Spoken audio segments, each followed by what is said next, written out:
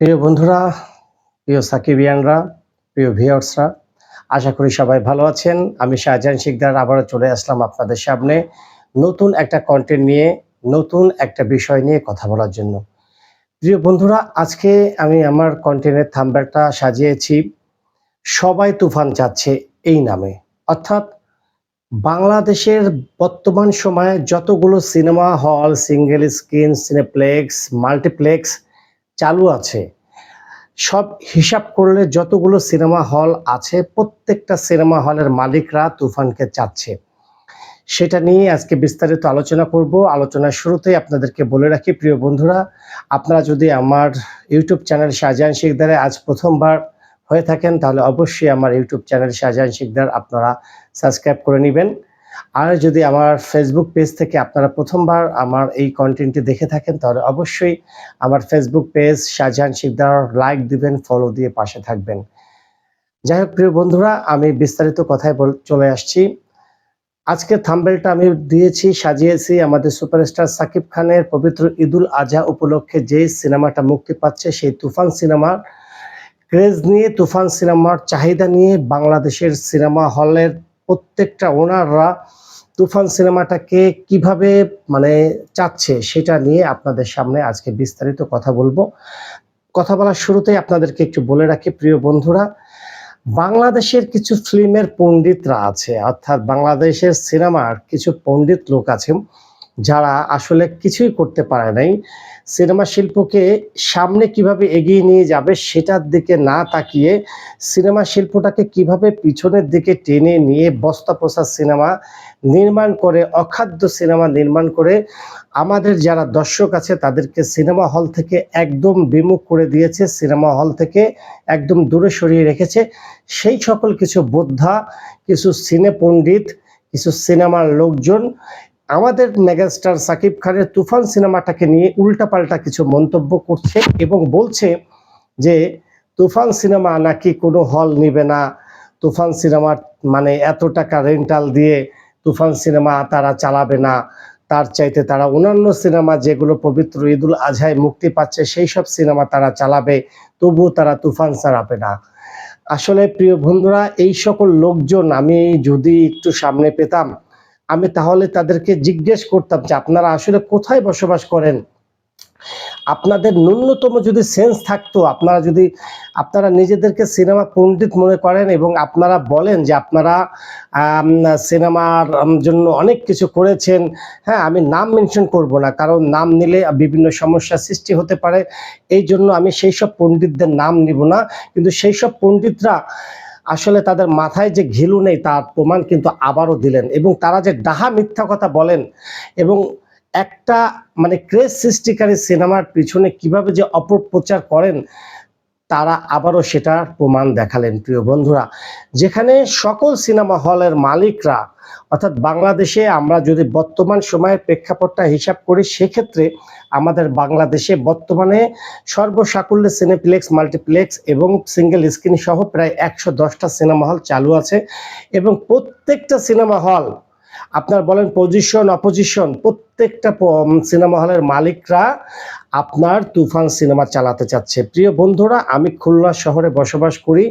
আমি খুলনা শহরের যেখানে আমি বসবাস করি আমার আশেপাশে খুলনাতে 4টা সিনেমা হল চালু রয়েছে। তার মধ্যে খুলনার শঙ্কু সিনেমা হল, খুলনার Chitrali cinema hall Khalishpur, liberty cinema hall Khalishpur এবং সংগীতা সিনেমা হল খুলনা। অর্থাৎ খুলনা শহর এবং আশেপাশে মিলে 4টা সিনেমা হল বর্তমানে চালু রয়েছে, যেখানে একসময় সিনেমা হল ছিল 13-14টা বা তারও বেশি। সেইখানে 13-14 না, আসলে আমার একটু ভুল হয়েছে, 16-17টা। বর্তমানে কমতে কমতে কমতে কমতে এখন 4টা সিনেমা হল চালু রয়েছে। প্রত্যেকটা সিনেমা হলের মালিকদের সাথে আমি কথা বলেছি এবং প্রত্যেকটা সিনেমা হলের বর্তমানে যারা দায়িত্বপ্রাপ্ত রয়েছে তাদের সাথে আমি কথা বলেছি। তারা সবাই একযোগে তুফান সিনেমা নেওয়ার জন্য দিন রাত পরিশ্রম করছে। প্রিয় বন্ধুরা, আমি কথা বলেছিলাম আমাদের খুলনা শহরের অন্যতম অভিজাত একটা সিনেমা হল, যে সিনেমা হলটা খালিশপুরে অবস্থিত চিত্রালী সিনেমা হলে। সেখানে আমার বন্ধুবর তপু খান রয়েছেন, ওই সিনেমা হলের দায়িত্বে এবং সিনেমা হলটা তিনি নিজেই চালাচ্ছেন গত কয়েক বছর ধরে। এবং আমি তফু খানের সাথে কথা বলে জানতে পেরেছি যে তফু খান 14 লাখ টাকায়, অর্থাৎ খুলনার শঙ্খ সিনেমা হল এবং খালিশপুরের চিত্রালী সিনেমা হল, দুই হলে কম্বাইন করে সিনেমাটা চালাবে তুফান সিনেমা। তার জন্য তারা 14 লক্ষ টাকা তুফান সিনেমার যে ডিস্ট্রিবিউটার আছেন, তুফান সিনেমার যারা প্রযোজক আছেন তাদেরকে অফার করেছেন যে 14 লক্ষ টাকা তারা দিতে পর্যন্ত রাজি হয়েছে, কিন্তু এখনো পর্যন্ত কোনো সুরাহা হয়নি। অর্থাৎ দেখেন, দুইটা সিনেমা হল মিলে 14 লক্ষ টাকা তারা দিতে রাজি আছে। এবং আর একটা মজার কথা শুনেন, আমি খুলনা সংকিতা সিনেমা হলের বর্তমানে যিনি দায়িত্বপ্রাপ্ত রয়েছেন তার সাথে কথা বলেছিলাম, আমার এক কাছের ভাই, সেও আমাকে জানিয়েছে যে 2 সিনেমা হল না, আমাদের খুলনার যে 4টা সিনেমা হল রয়েছে আমরা প্রত্যেকেই 5 লাখ 5 লাখ 5 লাখ, অর্থাৎ আমরা 20 লক্ষ টাকা দিব, আমরা 4টা সিনেমা হলেই আমাদের তুফানকে চাই। তাহলে দেখেন প্রিয় বন্ধুরা, আমি তো খুলনা শহরে শুধু উদাহরণটা দিলাম, আপনি যান নারায়ণগঞ্জ, আপনি যান ঢাকায়, আপনি যান সিলেট, আপনি যান চট্টগ্রাম, আপনি যান গাজীপুর, প্রত্যেকটা সিনেমা হলের ওনাররা যারা আছেন, অর্থাৎ এই 110টা সিনেমা হল যে চালু আছে, প্রত্যেকটা সিনেমা হল, যেখানে 2টা সিনেমা হল আছে, 3টা সিনেমা হল আছে, প্রত্যেকটা সিনেমা হলের মালিকরাই চাচ্ছে তুফান একযোগে চালাতে, তাদের মধ্যে কম্বিনেশন করে, অর্থাৎ তারা প্রত্যেকেই শেয়ার করে তাদের সিনেমা প্রত্যেকেই তুফান সিনেমা চালাবে, অন্য কোনো সিনেমা তারা চালাতে চাচ্ছে না। অথচ ওই বোদ্ধা মহল, ওই যে পাবলিক আছেন যারা বলেন যে তুফান সিনেমা চলবে না, তুফান সিনেমা কেউ নিতে চাচ্ছে না, এত রেন্টাল দিয়ে কেউ তুফান সিনেমা নিবে না, তারা এখন কি বলবেন?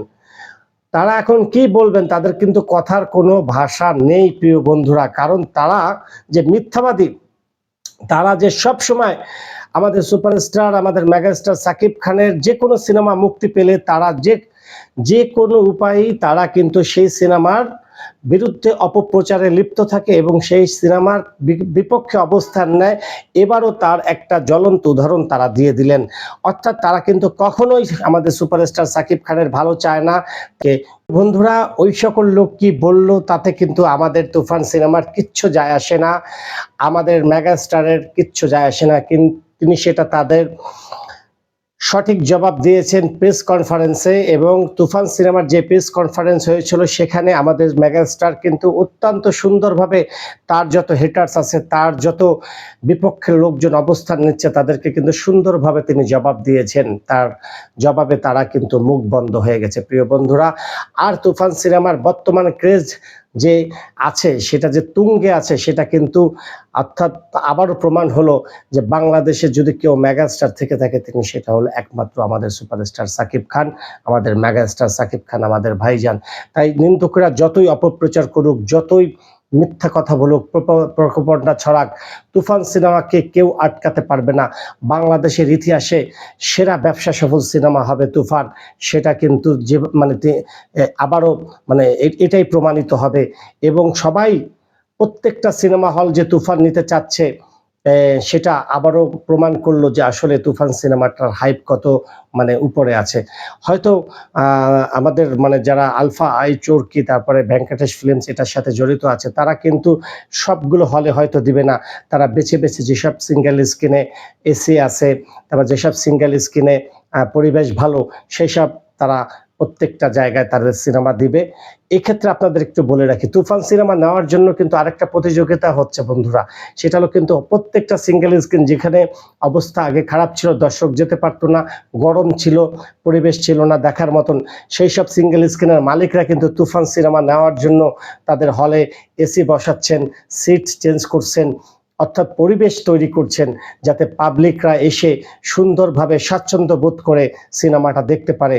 তাহলে প্রিয় বন্ধুরা বুঝেন, একটা সিনেমা কতটা ক্রেজ থাকলে হল মালিকরা তাদের হলের পরিবেশটা সেই সিনেমাটার জন্য নতুনভাবে তৈরি করতে পারেন, সেটাই তারা আবারও প্রমাণ করলেন প্রিয় বন্ধুরা, যে এই সিনেমাটার ক্রেজ তুঙ্গে, কোনো অপপ্রচার, কোনো অপশক্তি এই সিনেমার ক্রেজকে থামাতে পারবে না। তুফান সিনেমা তুফানের গতিতে এগিয়ে যাবে, এটাই আপনাদের কাছে আজকে আমি বলে রাখলাম প্রিয় বন্ধুরা। এত সময় ধরে আপনারা যারা আমার কনটেন্টটা দেখছেন বা আমার কনটেন্টটা শুনলেন, তাদের সবাইকে জানাই আমি আবারও শুভেচ্ছা। আপনারা আমার পাশে থাকবেন, আমাকে সাপোর্ট দিবেন। আমি একজন সাকিবিয়ান হিসেবে সবসময় সাকিব খানের নিত্য নতুন খবর নিয়ে আপনাদের সামনে আসি। আপনারা যদি আমার পাশে থাকেন, আমি আশা করি আরো সামনে ভালো, ভালো খবর নিয়ে আসতে পারবো। তা প্রিয় বন্ধুরা, এই বলে আজকে আমি আমার কনটেন্ট এখানে শেষ করছি। সবাই ভালো থাকবেন, সুস্থ থাকবেন। দেখা হবে আগামীকাল নতুন কোনো বিষয় নিয়ে, সাকিব খানের নতুন কোনো খবর নিয়ে। তত সময় পর্যন্ত আপনারা ভালো থাকুন। আসসালামু আলাইকুম।